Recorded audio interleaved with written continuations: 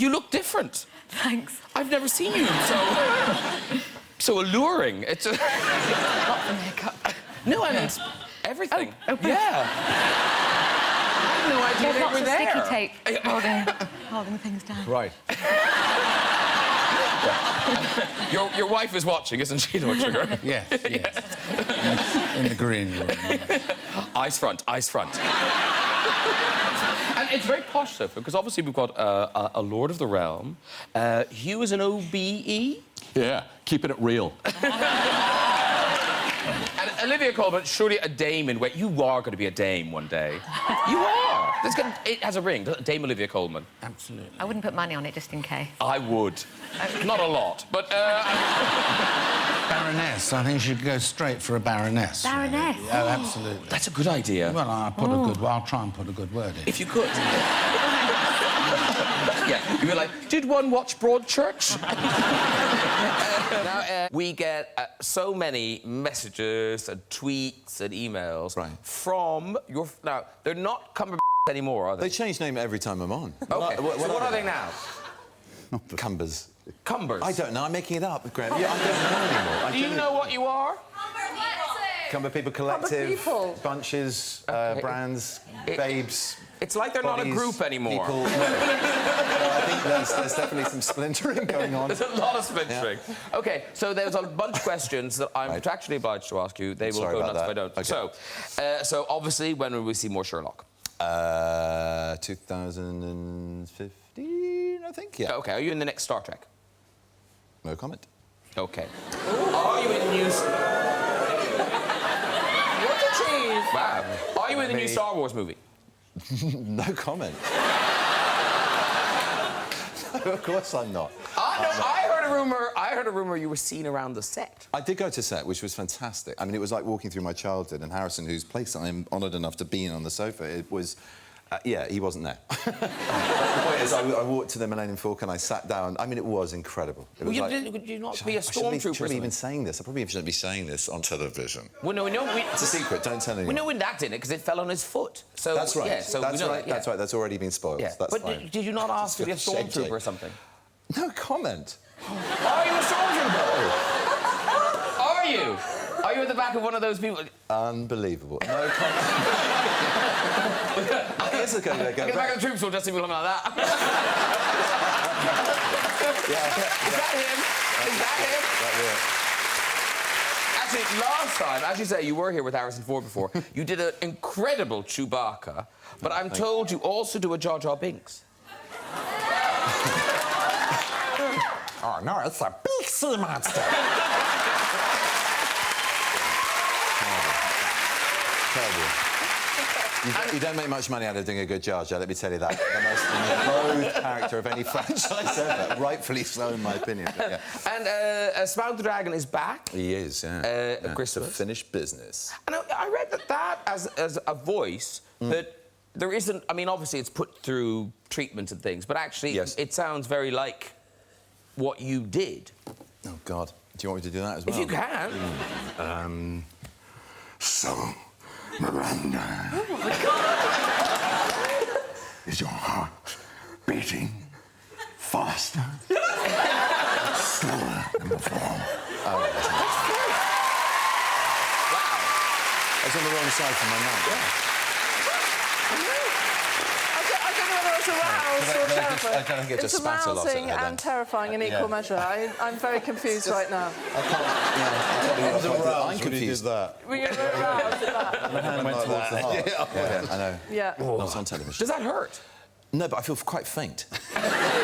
So do I. Stop. Yeah. But explain this, Benedict Cumberbatch. This is odd. Of all the questions we had, the one that came up most often was ask Benedict to say the word penguin. What is this about? Well, apparently I got it wrong repeatedly in a documentary. It wasn't a documentary about said animal. It was a documentary about, I think, about the South Pacific in general. And now I'm completely terrified of the word. I don't go near it. Well, no, because I know, here's the thing. I thought, or I'm sure they're making it up, but we actually looked at this documentary. Oh, good. So the documentary is called The documentaries are called Strange Islands. The first one you sort of get away with, and then after that you lose all sense of what it is. Let's have a look. Listen carefully. And the last thing you might expect to see here is penguins. These are Fiordland crested penguins, named after this corner of South New Zealand. So why are these woodlands so attractive to penguins? A freshwater stream through the forest makes a handy highway for a parent penguin heading home from a fishing trip.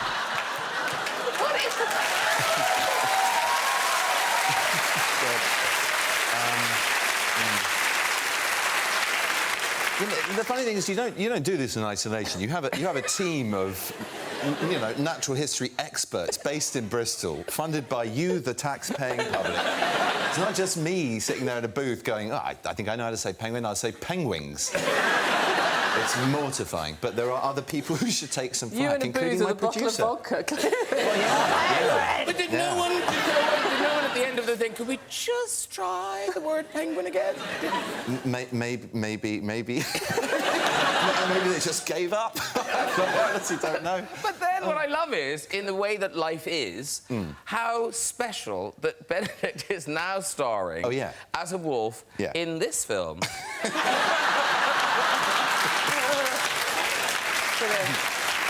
So, can you say it now? Well, I've had a word with Disney. I need to check that I have said it correctly in the film. Penguin. No, penguin. Penguin! He's all over it. The sense of achievement. Olivia Colman has gone one further, ladies and gentlemen, because in her new show, she had her daughter in the things like Russian dolls. And your mum plays a role. This is The Night Manager, the new series that you guys are in. In her? Yeah, In her. Where were you going? I don't know. I went somewhere dark. Okay. You were just nodding, going, OK. All right. It's a UK thing. All right. I got it. But they wrote the bump in. Yeah, when I first went to meet the director, and I just found out I was pregnant, and I thought, I can't lie, because it's going to become obvious. And so I said I was pregnant, and Susanna went, oh, OK. So she said, I must talk to the producers, and so this is my impression of Susanna. Yes. It's lucky she's not here, because then I can tell you it's really good. OK. It is. It's absolutely spot on. Yeah. And I was going, and if you remember Fargo, Frances McDormand was pregnant and it really added to it. I think it would help, sort of, fingers crossed. And they went away and came back and said, yeah, OK, we can do pregnant, yeah. Yeah, we'll write it in, so... And it was good, because you didn't have to carry a bag in front of yourself or baggy coats. I got so big, there would have been no hiding it. And also I was waddling quite a lot. And Susanna once said, could you walk less pregnant? My pelvis is like that. So this is The Night Manager, coming out on BBC One next month. See that? I look like someone... I've snuck into the back of shot. It's like a model shoot. Spherical being. It's like when they left the paper cups on the mantelpiece in Downton. She looks like she's back there fixing his suit. She's like a wardrobe person, like. I wouldn't have noticed it if she didn't say it. But when she said it, I was like, it kind of does look like. You're the baddie. And can you tell us anything? Or is it... Because I know J.J. Abrams is notoriously incredibly secretive. I shouldn't really be on the talk show because I can't say anything. You're in the posters. We've seen you in the posters. Oh, I'm allowed to say that? Oh, yeah, OK. You're in it. No, yeah. I've seen the posters. They're crazy. Yeah, I can say a little bit about him. I mean, he's a terrorist. And in the sense that terrorists can... Well, one man's terrorist is another man's freedom fighter. He does things for a good reason, for his reason, but he's pretty devastating. And he uses his wits as much as his brawn, and that was fun to do. Did you play lots of mind games with Captain Kirk? I do, yeah. No, I mean, we're sort of like different sides of the same coin. There's a huge deal of shadow play going on. And it's a very interesting manipulation of Kirk and Spock, actually. He plays with Kirk's humanness, which Chris just triumphs in, I think. I mean, isn't he a break? He's a fantastic Captain Kirk, isn't he? Yeah. those are big shoes, really big shoes. Thick shoes to fill. Thick shoes, we've already said. He's not only a thick man, he's also wide-footed. It's only a William Shatner, honestly. But in real life, then it sounds like Chris played mind games on you. This is making me very proud. Didn't you film in a real? Oh yeah, no, there was one spectacular. This does make you sound like a moron. Yeah, no. Anyway, the point is this: we were in this incredible place called NIF, the National Ignition Facility, which is in Northern California near Baltimore, and it is Star Trek. It is a place where they want to shoot lasers around this. It's like a chemistry plant. It is huge, and they're aiming these lasers at a target that's half the breadth of a human hair. Should it work? Well, when it works is what they like to say. It will produce a continual form of energy. It will be an incredible, incredible thing. Anyway, so I go in there going, wow, this is the real deal. This is incredible. So already I'm like, yes, OK, so what can we not touch? OK, but everything's safe? Yes, no, you're allowed to walk here. It's fine. We've cordoned off areas. It's safe. And then JJ gave me another page of dialogue. This is just me basically excusing myself for what happened. Before I arrived, I got on set. I'll tell it from my point of view, and then he can tell it from his point of view. I got on set and was told to put on Neutron cream. Neutron cream. You know, neutron cream. This is America. This is health and safety. This is basically a walk-in lab and experiment. So, you know, I was gullible, and I just wanted to do, you know, yes, I'll do what I'm told. So I put on the neutron cream. Now, mind you, too, the neutron cream has to be applied, we told Benedict. This is Simon and I coming up. This is more Simon than anybody else. Yeah. You have to apply the cream, and it's just dots on your face. So here's Benedict coming to set, and he's got these very intense scenes, and he's a super badass guy, and he's walking around with sunscreen spots, Aboriginal, all over his face. And two, in order to get the neutrons off of you, not only do you have to apply neutron cream, you have to jump up and down and shake. So well thought out. Man, it was... Yeah, my science teacher is sitting at home now saying, see, I told you. I should have paid more attention rather than farting around and acting, but I mean, seriously, it was very, very funny, and they did a brilliant job of it. Even the most burly, kind of crotch-scratching, spitting Americana grip, he was much more gentlemanly than that, but I'm trying to build a picture. This was a man's man. Even he would sort of, when they said, OK, everyone, it's time to shake out now, he would jump around into the neutron shake. So, I mean, they had me. They completely had me. And now, Ed, who are you? I can't actually remember the name of my character, but I... It was a while ago.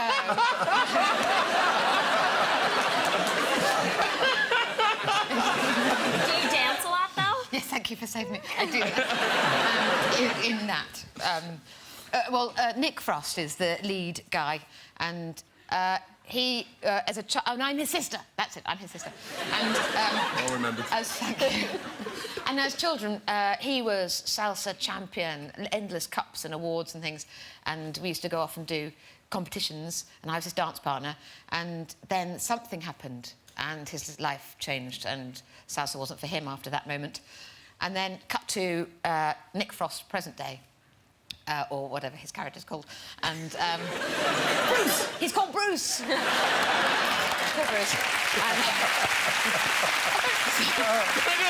I can't believe people are applauding you for remembering the names of people in your own film. It was ages ago. You know this feeling. You film something Nelson Mandela. I play this bloke. OK, so you play... He's a dancer. So he's a... Yep. And, so for the film. So he falls in love with Rashida Jones. Got the name. That's Quincy Jones' daughter, right? Yes. Yes, she's beautiful. She really is beautiful. And she's lovely. And he discovers that... Am I giving away the plot? Yes, Cut out anything. I think maybe you've told us enough now. I'm going to shut you down. He dances again. Yes. And but he's so amazing. do you. So do you. Yes. And I know we know you're not in big preparation, but you must have had some dance lessons. We had to. I was forced to because I had to dance on screen, so I had to practice. Do you look good though? Well, there is, as you know, they have people who actually can dance. Yeah. Who, because I can only spin 3 times before I vomit. So. But we do have a picture of you in rehearsals where it doesn't look like it's going that well.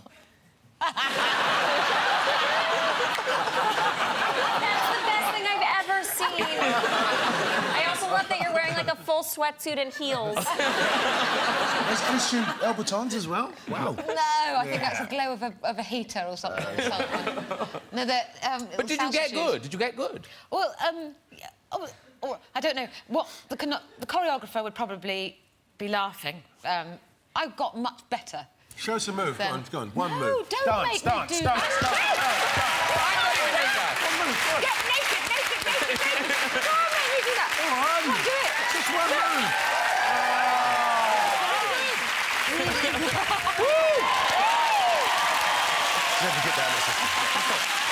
Now, were you in a punk band when you were on the same... Were you backstage with Madonna when you were in a punk band? The punk band was in Atlanta, Georgia, when I started out. But Madonna stuff, that was New York in the early 80s. And was she, like, a fan of yours? No, she was a fan of no one's but Madonna's. Yeah. She's only a fan of hers, yeah. And still today. Yeah. Didn't you audition for Madonna, Benedict? Oh, God, yes, I did. Yeah, she just sort of came in breezily, very late, and had a clipboard in hand and said, "Yeah, Benedict Cumberbatch, is that really your name?" And I went, "Yes, it is, Madonna."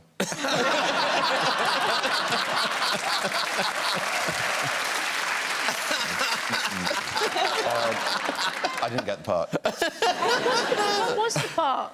I can't remember. W.E. probably. It was W.E. Yeah. Yeah, that's it. I can't remember what part it was in it, but yeah, I didn't. Someone better looking, I'm sure, got the part. Now, you are the aunt of the girl who's murdered. Right, back to which, I think. Yes. I thought you meant... Well, I don't think I am.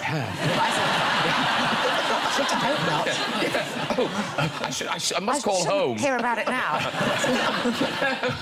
So, cue more crying in the... do you find crying really when they easy? go, oh, she cries, and then all you get are parts where you cry. But you're so good at it. Because it's sad, isn't it? It's upsetting. But no one's really dead. The whole point is you've got to pretend they have died. No, I get the idea. I get the basic concept. You're just good at pretending. Yeah. I would try. I think all my emotions nothing. are quite close to the surface, and I've got a bit of an overactive imagination. So if there's a real person lying on a slab, and you've been told it's your niece, you know... Benedict was at the National, where you and Johnny Lee Miller were swapping, playing the doctor and backstage. And he's so naked, that poor monster, for a long time. Yeah. You know, because nudity in plays is normally brief. It's not, you know, but... It was a good 15 minutes. Yeah. And then there was the time the audience were coming in before he gets sort of reborn. Yeah, you were in that big sock. Yeah. Yeah, that's a kind of term that I've heard for it. That's good. Big latex diaphragm. No, there was one night when I was sort of suspended there, sort of, you know, like Da Vinci's Vitruvian Man, sort of spinning around. I could hear people coming in and they went, "Oh, no, is it him? I wanted to see the other one playing the creature." Oh, great, OK, fantastic. So I'm just going to flop out naked and try and persuade you it's worth the money and the wait. And it must have been very hard when people you knew were in, sitting close. Yeah, no, well, I had... Olivia, my ex-girlfriend's mother, and her were both in, and she said, "We got tickets quite near the front. Is that a problem?" And I went, not if I angle myself in a particular way. It should be all right, but, you know, there's always the... You don't want your mother-in-law just... Being teabagged? No. No.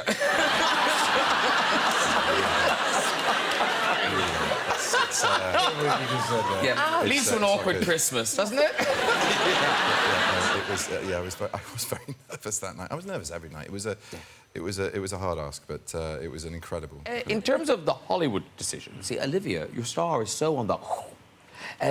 have you had to make that decision yet? Have you had those calls and those conversations?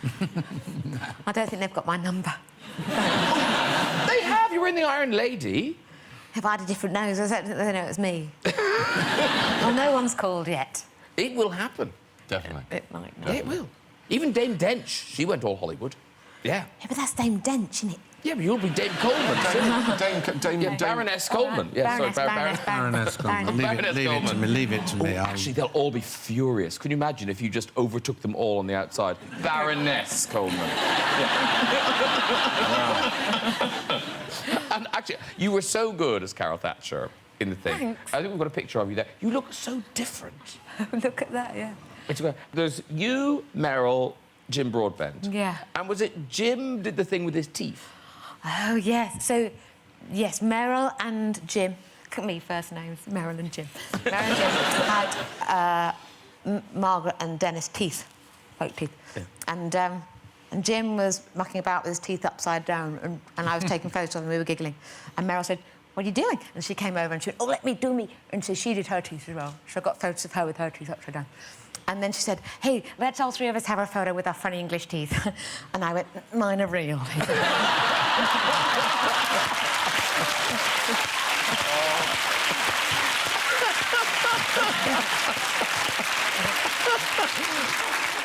Oh, gum. Oh. Did you get a basket of muffins afterwards? She went, "Oh, my God," and gave me a great big hug. That's all right, I'm quite used to that. Oh, dear. Benedict, now, the skills you learnt at the Dude Ranch, some of them you have brought home with you. You had a cattle experience. Was that in this country? Yeah, it was. We came back, well, sort of, I guess August or something like that, and in September I was in the countryside and we were trying to get to this beach and you have to kind of cross a field to get to it. And I came to the field and there was this really, literally petrified. I mean, they were like statues, this family with, you know, newly bought boogie boards, fresh sandals, you know, they're probably their first day there, just standing there in this field, just staring ahead of them. I looked and I was like, "Oh, it's just a few cows." And they're looking at us, and one moved towards us with its child. I went, "Well, yeah, they're the young calves and their mothers. But you just have to walk through." No, they just couldn't move. So I just went, "OK, right, fine, I can deal with this." I just sort of parted the waves of cattle, and they were like, "That was incredible. Hey, aren't you Sherlock?" And I was like, on Sherlock activity, but yeah. I'm surprised. This is your first kind of bustle acting. Oh, yes. It's the first time in a big frock. Well, I've done period dramas in the 90s or the 80s a bit, but nothing, Victorian, you know, big. Did you like them? I know where you're going with Well, no, because I bet you were very good with your big skirt going through doors and things, because you have 100% spatial awareness. Yes, I do. She really does. What does that even mean? She'll tell you now. This is, How many fingers am I holding up? 4. Oh, my God. This is at school when, before GCSEs, and they made you all go into a room and press buttons on a computer, and it was called the Oasis test or something, I think. Right. And I was shit at everything, but I had 100% spatial awareness. So they said I should be an HGV lorry driver. Or a pilot. I think they didn't want to sort of... They didn't want to... Situation awareness or something. A superhero. Yeah. Well, I don't think they wanted to, you know... build you up too much. So they gave me lorry rather than plane. Yeah. Reasonable dreams. Yeah. Benedict, we must talk about your voice. Because you've got this fantastic voice, and you can make anything kind of sound sinister. That's very kind. Well, you can. It's really kind of chilling. And we just wondered, can you make anything sound sinister? So one of the things I've got to do, I do a trail, you know, for the show. Yeah. You know, watch this week. Yeah. Right? Yeah. So if I do it as I do it, but if you could try it, but make it sinister, could you do that? I'm tempted to impersonate you, but all right, OK. All right, I'll do it. OK. So this is what they normally are like. You've seen these on the telly. OK, so... Join me with Hollywood heartthrob Chris Pine, theatrical siren Kim Cattrall, one of the hottest actors around, Benedict Cumberbatch, and flying the flag for Britain, Eurovision hopeful Bonnie Tyler. Woohoo! Friday at 10:35 on BBC One and BBC One HD. That's that. OK. So, can you try that? Oh, God, what, at that speed? No. Sinister. No. That was just upbeat. OK, all right. OK, so you sit in there. You sit in there. Get him. Come on. OK. OK, can you read that? This is important. Can you read that? Lean forwards. Oh. OK, so... In a sort of sinister way. OK. Sinister as you like. Yeah. Joining me with Hollywood heartthrob Chris Pine, theatrical siren Kim Cattrall, the hottest chat show host in the world, Graham Norton, and flying the flag for Britain, Eurovision hopeful Bonnie Tyler. Woohoo.